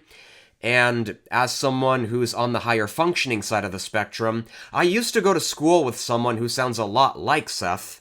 Occasionally he would have a couple meltdowns, but first, that's not the same as threatening someone, but even then, he still got in trouble for it. So me and my other classmates would take a walk in the halls until he calmed down. See, when you're the teacher of an autistic class, your goal is to help them develop and improve emotionally and socially, not allow them to bully others. One time, in early 2024, Seth made a live stream video and revealed he got kicked out of a cosplay group for harassing people with his devotion for Vic himself. It's not often I come on here to scathe myself. But after being kicked out of a cosplay troupe, and more or less, although not being named, getting called out by Vic himself last night on his Twitch stream, trust me, I knew who he was talking about. It was me. I decided to come on here and apologize for letting myself go too far. To the Reasonable Rangers, I stand with Vic, and to Vic himself, I'm sorry for letting my pride, my zealotry, my stubbornness, and my anger and my Virgonian personality, i.e. my desire to get to the truth and investigate every last detail that's been overlooked, get the better of me. Oh, so you admit it, Seth. He admits that he was hostile towards people who did not like his hero, got in trouble because of it, and it's obvious that his autism doesn't make it okay. The idea for Seth is to look as menacing as possible so that his opponents will feel enough pressure and fear to stop voicing these opinions about Vic and allow him to keep preying on people. So here's the main takeaway. Seth Stadler didn't get kicked out of the convention or cosplay group because he was some nice misunderstood autistic adult who didn't really mean any harm and it's the staffer's fault for not knowing how to deal with him or almost getting him hurt. It's because he was threatening people who were open for their disliking for Vic Mignogna. And the fact that he admitted he was childish and unprofessional should really tell Chuck how aware he is that his autism doesn't justify this kind of behavior. Otherwise, I would advise him to check with a psychologist or therapist. Fans should learn to discuss things the way Chuck does without insult or anger. Only Chuck was rancorous to yet another voice actor named Drew Coker. I tried clicking on the link he gave on his Twitter post, but for some reason the page just won't grant me access, so I don't know what Chuck said according to him. But judging from these responses and retweets, I can tell it doesn't look good. So I'm gonna read some of them to give you an idea of how Chuck treated Drew. For any of y'all who participate and now voice this are getting demos done by Chuck, or who are unaware of this situation, please read. Damn, Chuck Huber out here being a childish and narcissistic jerk to aspiring voice actors and has now voiced this competition. This is not cool. I had this guy Chuck as a voice acting instructor in the fall last year and can easily say I won't take another class with him again after reading all of this. This is completely disgusting and unacceptable. Divine Retribution. I am so appalled that it took literal years for us to properly publicly circle back to this conflict. I'm so sorry for what you and Akane went through, and I'm glad you came out much stronger than Chucky over here. Everyone involved still owes you an apology. I am so sorry that happened to you and your friend. What Chuck did was totally unprofessional and unacceptable. None of what happened should have happened at all. I hope after what happened to you and your friend have found some closure. Even Terry Doty was caught off guard by what he said. I am so sorry about this, Drew. I love seeing the true joy that is a young performer coming into their own. For someone to diminish that so carelessly hurts my heart. I truly hope that you don't let the entitlement of a few stop you from pursuing your passion. Notice that the date she posted that was September 19th, 2021. This was 6 days before she revealed some of her own experiences with Chuck. Come to think of it, this has to be one of the things that prompted her to take such an action, which is why she said she couldn't take it anymore because she kept seeing post after post after post of someone being taken advantage of by people who aren't their friends or colleagues at the start of her article. So, to update my analysis from my previous video, Terry saw people like Drew revealing they were being taken advantage of by Chuck Huber on September 19th. On September 24th, she told her own stories with Chuck involved in them, which is why she mentioned she saw countless of Twitter posts saying they were all victimized.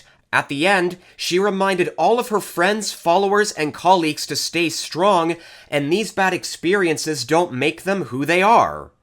If only Draco Lordnik would see some of this. Fans should learn to discuss things the way Chuck does, without insult or anger. Only Chuck throws F-bombs at people, tells them to suck an egg, calls them blind and stupid when they don't agree with him, all kinds of vicious things. So he tells people that they should be addressing issues, quote, the way he does, without insult or anger. But when you look at the countless openly vile things he said before that and after that, you can see he's not practicing what he preached on September 14th, 2021. Personally, I believe the only reason Chuck even said that, not because he genuinely is concerned about discussing things without insult or aggression, but because he just wants to look good so that his followers will feed his ego. And their responses are the living proof of that. The point is, even if you don't like Monica, Jamie, Chris, Sean, Sonny, Terry, Todd, or whoever you can think of, let's not pretend Chuck is any better than them, because that is definitely not true. Chuck Huber is not a class act. He's a hypocrite of a Christian, a conspiracy theorist, narcissistic, racist, and anti-science. Not to mention, a scammer. On September 25th, 2021, voice actress Lisette Monique Diaz told her story about paying for a one-on-one class with Chuck. Wow. Just wow. I had to jump off the Chuck Huber fan bandwagon myself recently after I tried to take his one-on-one classes.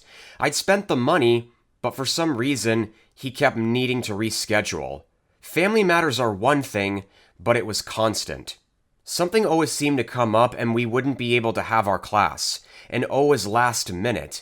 Literally, he would send me an email 5 minutes before class apologizing and asking for us to reschedule after I'd already rearranged my schedule to fit his. It was just unprofessional. Of the 3 one-on-one classes I signed up for, I only had 1 session. Just 1. And I'd already paid over half the cost in advance when I signed up for the class, in October of 2020. Yep. It's been a year. I gave up trying to move my life around because I felt, honestly, if he cared, he would have made it work, or at least reach out to me as the pro and as my teacher. Not me always having to stretch a hand. I shouldn't have had to beg him.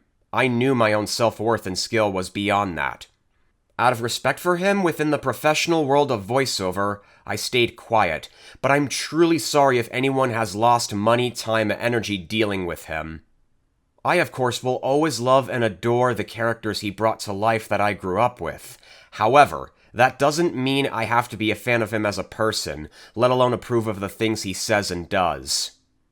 I don't know about you, but it sounds like Chuck scammed this poor woman out of her money. She spent how many money it was to take a class with him, and he kept requesting reschedules every time it was about to begin, or she checked with him. Over time, she started to realize that Chuck didn't really care about the class or help Lisette improve as a voice actress. So here's what I think is going on. When a professional agrees to coach you in a one-on-one class, their job is to teach and guide you to be prepared for auditions and directions so that you know what to expect. If the professional needs to reschedule because of personal matters, that's fine, but if nothing has happened in a couple weeks, you end up reaching out to them, they keep requesting reschedules, and it becomes a constant thing, then that professional is not a professional. You know what they are? A scammer. Luckily for her, Terry saw that and offered to take Chuck's place in coaching her. I'm so sorry about this. I occasionally teach one-on-one. I'd love to help if I can. You've already paid for those classes, so let's get you what you paid for. No charge. Dude, you're amazing. If you're available to talk, please feel free to DM me or email lizettemdiaz@live.com. To quote you, stop! Happy to help. I'll send some info your way through my buddy Gene, and we'll get this going, okay? Email sent. This shows that Terry was willing to shed some light for Lizette 1 year after Chuck went back on his word.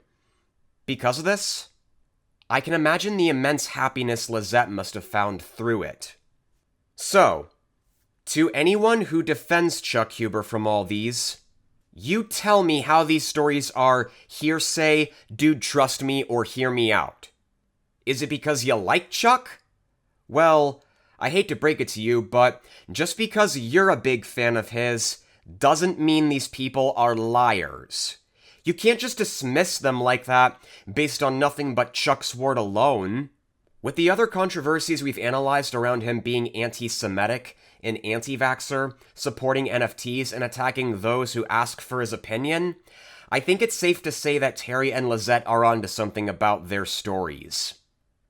Speaking of Terry, I've brought her up 3 times regarding these controversies around Chuck, so I want to make a bit of an update on my previous Terry Doty versus Chuck Huber video, where I've analyzed and criticized Draco Lord Nick 67's video. Terry is not a crazy woke voice actress. It's that Draco doesn't like her opinion about Chuck. That's why he made this video. Besides, using the word woke isn't new to any YouTuber who lashes out at anime voice actors or other content. It's a common buzzword used for cheesy clickbait titles to make them look like they know what they're talking about and get viewers to watch their content. I mean, I'm not an exception, as I sometimes use techniques like capitalizing certain words, but for me, I try to collect as many information as possible from every side to make a conclusion and make my content worthwhile to watch. It's not just the things with Terry Doty, but with personalities like Rev and Asmongold targeting Jamie Murky about the patriarchy line in Dragon Maid. They keep calling her woke because she made a reference to politics they don't like. I learned this from videos like Asaratha HS, The Cartoon Cipher, Red Bard, Mars Girl, and Sarah Moon. Through them and other sources, I found out the term woke is often used by far-right wingers or culture warriors to attack people who have political beliefs or opinions in general they don't like. It's also impossible for them, namely Funimation, to be promoting an agenda just because of one bad joke these people don't like, when the majority of the dub is mostly accurate to the sub. Making corny political jokes here and there is one thing, but severely altering the story is something else. And if it had even more political imagery that the Japanese version didn't present, that would be promoting an agenda. But I'm getting ahead of myself.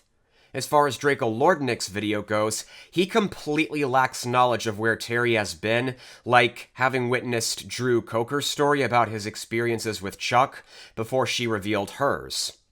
Draco also ignores the beginning of her article where she highlights Chuck being condescending with her when she rejected his proposal of monetizing her podcast, as Draco only focuses on the Akon portion. This is important because it tells viewers a bit of her history with Chuck. As a result, Draco went after Terry because he didn't like her opinion of Chuck, and the video, like Chuck's Twitter post, does more harm than good. Moral of the story? Don't make arguments based on just looking at 1 or 2 sources. Look at more than 5 and listen to other people telling their stories of bad experiences with Chuck. Then you can decide what kind of person he is. So, what brought up this whole casting couch thing? Well, like I said, Chuck peppered Chris Sabat's name all over the document because he clearly has an issue with Sabat and hinted at sexual favors in a different paragraph to bait you into coming to that conclusion all on your own. But with how far we've gotten into this video so far, I think we can be sure that Sabat never had such a thing, and to not trust Huber with everything he says. I mean, if there really is any truth to the sexual advances at Funimation, the culprit of who more likely had a casting couch was actually Vic Mignogna. On the contrary to what Chuck claimed in his affidavit, Vic actually has directed only one anime dub. It's called Junie Tyson Zodiac War, which was recorded in 2017. And Vic cast two of his other girlfriends that he was sleeping with right behind Michelle Speck's back in a couple of additional roles. Those girlfriends were Chelsea Beard and Haley Todd. After Michelle broke up with him, Haley briefly became his main partner, and he continued to pick up women at anime conventions behind her back as well. Of course, Vic confirmed he was the director of that show in his affidavit and asked Colleen Clinkenbeard why he wasn't getting a lot of newer roles, with her answering one of the reasons was because he was difficult to work with. Also in terms of Junie Tyson, you should check out Kara Edwards' affidavit, where she recites a couple of convention stories where Vic aggressively tried to pressure Kara into hooking up with him, and often touched her in ways she didn't like. Not only did Vic admit some of them in his deposition, and claimed that they shared a bottle of wine together, but Kara, under the guise of Rachel at one time I think, denied that, but she also said that when she went to the recording booth at Funimation of a dub she was cast in, she learned for the first time that Vic was the director. While recording, she heard Vic repeatedly tell the engineer how talented and amazing he thought she was in an attempt to flirt with her, which only made her uncomfortable. After that, he asked her out on a date, and she responded with yes to protect herself from retaliation, but she never intended to meet him and did not have dinner with him. When Funimation contacted her to do some more directing with Vic, she asked for a different director and they agreed. Now, don't get me wrong, I know she doesn't mention Junie Tyson, but given the facts that Vic cheated on Michelle at least 50 times, he was the director of that show, and gave a couple roles to his two other girlfriends as he did to Kara, that sure sounds like a connection there. So that means Vic was trying to have sex with 3 women while he was directing shows for Funimation as far as we know. Who knows, there could have been other shows we'll never know about. On top of all the time I've sacrificed to retell many of the things I highlighted in my former Terry Doty versus Chuck Huber video, I have a love-hate view of 2 poor arguments I stand with Vic use to excuse Vic's behavior. The first is, Vic and Michelle's relationship is none of our business! Well, to be fair, she literally made it everyone's business when she filed in the affidavit. When you're contacted by the court, you are required to write a document as truthful to your knowledge of the person you don't like as possible. Once you submit it, it becomes known to the public, and as a result, everyone's business. The second is, for those who acknowledge Vic indeed cheated on her, they try to label it as, quote, the only thing Vic really did wrong, and dismiss everything else by saying, Vic cheating on Michelle doesn't make him a predator. My response? Yes, it does. This is because she was Vic's main girlfriend for more than a decade. She knows him way better than all those screamy YouTubers who have never met him at all, or only once and don't know him enough to know what a creepin' manipulator he is. See, in her email, she didn't just accuse him of seducing strangers, hookers, and acquaintances, but also his fans. Most of them half his age when he's old enough to be their father, preying on them, turning her every concern of flirtatious moments he had with them into opportunities to be offended and changed the subject to make her look crazy and mental. Wounds of harassment towards women and girls who were cosplayers and fans. Some of them underage started to open to her, public and private. At that point, she realized there was no point of a reconciliation with him. When Vic responded to her, he didn't deny any of the specifics she wrote. He didn't just admit to cheating on her, but he admitted to preying on his fans in a variety of ways that they didn't want, didn't ask for, or couldn't legally consent to. These are what make him a predator and a cheater. Otherwise, if she really did defame him, he would have asked her what she was talking about and assured her he's always been faithful to her. So, whether someone cheating on their spouse or partner makes them a predator or not depends on the circumstance. In this case with Vic, yes, very much. Michelle Specht and other people who have worked with him have been dealing with him since the mid-2000s, so they all knew he was creepy and difficult to work with. In fact, it's kind of ironic when they ignorantly argue that cheating on her doesn't make him a predator, because when they accuse Chris Sabat of having a casting couch, supposedly making advances towards Stephanie Nadolny and Colleen Klinkenbeard, again, that's like saying he cheated on Tabitha. So here's the difference between the ideas of them being sexual predators. Credible evidence around them. Mignogna has dozens. Sabat has none. Stories about Vic doing these things have existed for years. Forcibly kissing Monica in 2007, pressuring Kara in 2008 and 2010, pulling Jamie's hair in 2011, lashing out at the Yost twins in 2015, the list goes on. More people just became aware of them in early 2019. But with Chris, the rumor of him having a casting couch began to rise in September of that year, and Vic's main lawsuit was about to be dismissed under the TCPA. That, plus Sabat's marriage, familial history, and how far we've gotten to analyze and debunk other sources. But you see, those are things I stand with Vic don't understand. They don't want to understand how these things work. What they want to do is pressure as many people as possible to turn away from Funimation and the legal evidence around Vic so that they'll agree with them and they'll keep saying occasionally, wow, Vic Mignogna is the greatest human being ever, and he didn't deserve to be crucified. That's what satisfies their vanity. Vic can still have a bad reputation as a sex pest. All these accusations can still happen.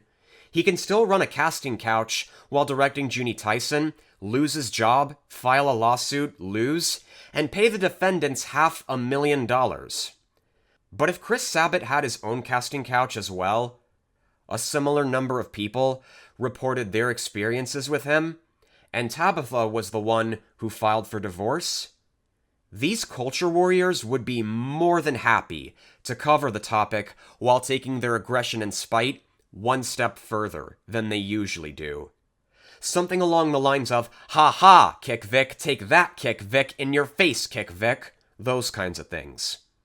Because for them, that just means they're getting what they wanted. To remove Chris Sabat from Funimation, not help disprove the accusations against Vic. Chuck Huber was always aware that Vic did a lot of inappropriate things. One of the early examples was him praising Jamie Marchi for telling her story of Vic pulling her hair, calling her clear, truthful, and strong. Both of these tweets were uploaded in early February of 2019.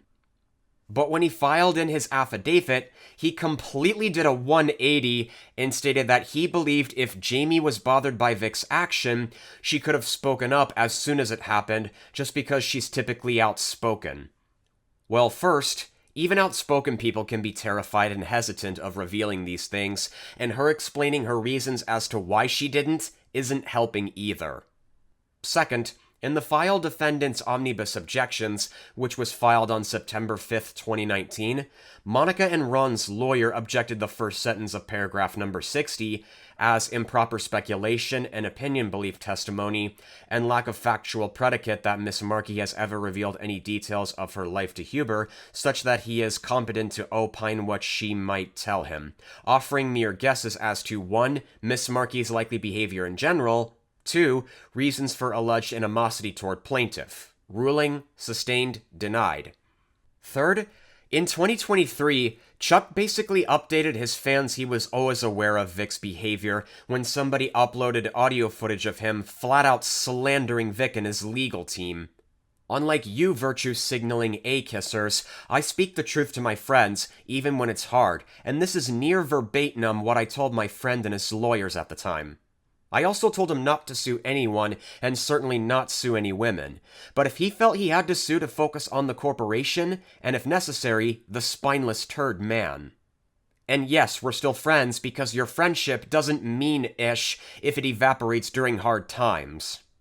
In fact, I learned a shocking truth about why Chuck filed in the affidavit in defense of Vic. I mean, don't get me wrong, the guy was doing incredibly shady things that should have been taken down. Well, his biggest issue was he hired probably the scummiest lawyers. A bunch of people were like, we can make money off of this. Oh, really? It's naive. It's like a 12-year-old boy. As long as you treat Vic like he's a 12-year-old boy, then you're okay. If this is true, why did you hire those same lawyers to represent you in divorce proceedings in the first place? Also, why are you leaving out that you told him to come out and admit to being a sex addict when people started throwing baseless accusations? Some friend. I'm not saying they offered pro bono and then used my custody case to try and manipulate me because they are terrible people, and then once I dismissed them, they threatened to contact the judge and F with my children, but that is something one can imagine. Wait. What? I don't discuss my friend's struggles publicly with strangers who don't know ish about it. Blackmail is a crime, Chuck. If this is true, why didn't you tell anybody about what those lawyers were doing? Why did you let Vic continue working with them? It's blatantly false that you don't discuss your friend's struggles publicly because, one, you're responding to a vid doing so, and whatever second thing the guy might have said. The trusted lawyer friend I discussed it with said he doesn't employ that type of strategy, but was not illegal or grounds for complaint. Hilarious. You realize humans have free will, right? I'm responding to a secret recording of a private conversation. Don't be dull. You had a trusted lawyer friend, but went with the scummiest lawyers in the world? Good to know you don't publicly discuss your friend's struggles, only privately with strangers and caught when someone records it, and when drafting fake statements for the public. I went with the free lawyers, not my friend who argues in front of the Supreme Court, until I realized they were horrible and then dismissed them. I was asked by my friend who was in the challenge of his life to submit an affidavit, which I did at great personal cost. Okay, it's officially clear. To anyone who claims that Chuck defended Vic from the allegations against him, that was Chuck Huber himself, stating flat out that the whole point of his ludicrous affidavit, it wasn't to accuse Chris Sabat of having a casting couch or expose some sort of scummy, watch your back around Funimation kind of thing. It was just to take Vic's side so that he would hire the same lawyers who were representing Vic, help him divorce his wife for free. Originally, I thought it was his first wife, Kirsten Fisher, but after doing a little more research, I think it was actually Jessica Von Braun. Of course, according to Mars Girl, Ty Beard completely dismissed the case in early 2020. Chuck apparently continued his marriage with Jessica, and they had a daughter together named Nora Eve Huber in 2024. Simply put, even if Chuck did try to defend Vic, he didn't do a very good job. If anything, all he did was reveal even more evidence that Funimation was always aware of Vic's bad habits. For example, in paragraph number 33 of Chuck's affidavit, he states that Vic told him he had a meeting with the producer, and she told Vic he was difficult to work with because he'd asked to do additional takes, even though the director was satisfied with the first take he'd done. In Mars Girl's 11-hour document, she highlighted Sean Schemmel and Sunny Straight's video parody, making fun of Vic himself, based on how he's behaved at work, and behind closed doors at conventions, along with the affidavits who consistently said Vic was difficult. You don't speak to me that way, because I'm the fucking talent! Based on the way Sean demonstrates his parodied character of Vic, and the guy himself admitting he's yelled at staffers, what Chuck describes is not, quote, asking to do additional takes. That's lashing out at directors and demanding them to let him do whatever he wants. And this is evidence that Vic Mignogna was indeed difficult to work with. Another example is number 77, where Chuck states he believes that Vic used his position to obtain sex from fans, which is not really helpful considering Vic admitted he's done that. Paragraph number 64 was wrong about the part where he said the defendants, Monica Rial, Jamie Markey, and Ron Toye, have damaged Vic's career because they gave their opinions on Twitter after Vic was fired. But the part that Chuck was right about here was that because of all the voices against him and investigations around him, many conventions decided to cancel his appearance. And by voices, I meant from the fans. On number 68, Chuck states he's proposed a draft stated by Vic about being a sex addict, which is funny because when you're defending someone who's been accused of having a bad reputation, your job is to testify that none of the things people said about Vic were true. And even says he never witnessed Vic behaved in ways that made women and girls uncomfortable, even though he said so in other sources. Also, if Chuck's experiences at Funimation were unpleasant, why hasn't he provided any proof to back up what he's talking about? Why didn't he voluntarily resign from them much earlier before the lawsuit? Why was he still contracted to them when Crunchyroll absorbed them and he came back for the Dragon Ball Daima dub? It's just ridiculous. Other kinds of issues around Chuck Huber include being in a film called Amurigeddon, which was about explicit promotion of right-wing and anti-government conspiracy theories and agendas. One Twitter user states that Chuck was a principal of a Catholic school and restricted his students from reading Harry Potter books because he was one of those who believed it would possess them with demons, which there is no evidence of. Considering Chuck's a supporter of Peter Duesberg, who is an AIDS denialist, he's pretty much an AIDS denialist himself too. Because of this, I plan on making a video essay, which I so far call Chuck Huber and the Dangers of AIDS Denialism sometime. Heck, he even believes the Earth genuinely is flat, but it just looks round when you're in space, and somehow the Earth renders and becomes flat again, even though it has been repeatedly proven to be round no matter what. I find this irking because I'm like, well then, how do you explain all the other planets which have always been round, period? Like the Moon, Jupiter, or Mars? Like, what is up with this guy? There's not even scientific proof that supports the claim of looking at the skylines between New York and Philly from Iron Mountain that makes the Earth flat. Anyway, that's about all I have to say for this video. Now, I know I already talked about some of these in a previous video I uploaded in January, but a part of what I'm doing is to make an update and elaborate on some of the details more.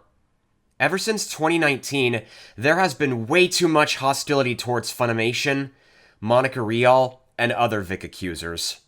Not to mention misinformation, and no one's even went out of their way to explain who Chuck Huber really is. Aside from Mars Girl's video and the Reddit article I mentioned. So now that I've told you more about what I know around Chuck's own controversies, and what I think of Chris Sabat, I'm of the conclusion that Chuck is not reliable for any kind of information. I mean, there may be a small portion of truth to some things he says, but because of everything I've analyzed so far, it will be hard to trust him overall. These unfavorable political and social beliefs have been repeatedly debunked for years, and normally when someone is given proof or more information about something, they usually take their time to adjust their mind to it and accept it. That's a part of growing and developing as a human being, but for people like Chuck, he's one of those who rejects evidence no matter how obvious it is and prefers to stick to his cherry-picked sources. So the best two words I can come up with to describe him, in conclusion, would be adamant and incorrigible. Therefore, because of that, I believe he's lost a lot of followers on social media. Additionally, I'm a little concerned for Miss Nora Huber, considering she's a toddler as of this video. Like, can you imagine growing up with a parent who believes in conspiracy theories? It can cause challenges like ranging from social isolation, family rifts, and lasting psychological impacts. For example, let's use Chuck's normalization of anti-vaccinationism. Nora's exposure to it at a young age can make it difficult to differentiate fact from fiction as she grows up. Constant exposure to a worldview that posits malevolent shadowy forces in control can also foster a childhood filled with fear, distrust, paranoia, and anxiety, which can affect their ability to engage with the world easily. Another result that it can come with is damaged relationships with the parents or other people in school or work, depending on the circumstance. It may even come to a devastating consequence that, when the child is grown up and sees the truth past their parents' beliefs, they might decide to go separate ways and never want to see each other again. But like what Mars Girl said in her 11-hour video about Vic Mignogna's marriage with Dominique Saki, I don't know if I'm pronouncing that right, Chuck Huber is an adult, and how he wants to raise Nora is his choice. Granted, every scenario is different. Sometimes family members who have different beliefs try to focus on their shared interests and positive outcomes they experience together as a way to cope with it. Some parents may use empathetic communication or encourage critical thinking.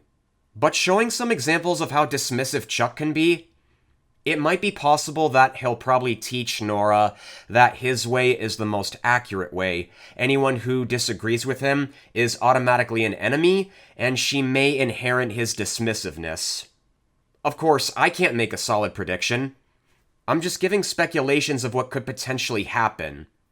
Similarly, I'm not going to pretend I'm an expert in child psychology, because I'm not. It's just that, having put all these layers of an onion together, I asked myself, what happens when a child grows up with parents who believes in conspiracy theories? Otherwise, I'd be surprised if she didn't end up with the same beliefs as her father, but still maintained a relationship with him. At the end of the day, the best thing we can do to keep from increasing the tension is to just walk away from him. Since the last time I talked about Chuck Huber in January earlier this year, I've gotten a lot of positive feedback, with one of my longtime followers thanking me, not that this is meant to be a Thanksgiving season joke, for helping him understand the controversies around Chuck, and one Reddit user posting a link to it. While I'm grateful I gave people some things to think about, I want to remind you to not just listen to me. Other sources I recommend checking out are, again, Mars Girl's 11-hour document, Skiggs disproving the rumors of Chris Sabat having a casting couch, the Danime Times, it's time to talk about Chuck Huber's ideas of fringe on Medium, just a quick retraction I want to make from my last video. I did say he had fringe ideas, but taking another look at the same Medium article, it says that believing that stalking someone is a normal part of autism and the earth is flat are not fringe beliefs. They're common questionable opinions that can be easily debunked.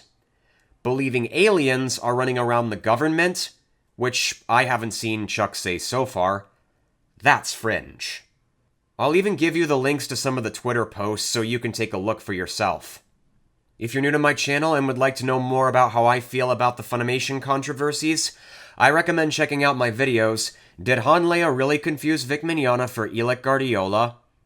Monica Rial is not lying about Vic and Dullen, Todd Habercorn is not a Vic Mignogna defender, and I wish Funimation was back too. Hashtag bring back Funimation, hashtag stop watching Crunchyroll. Thank you for watching, and I'll see you in another video.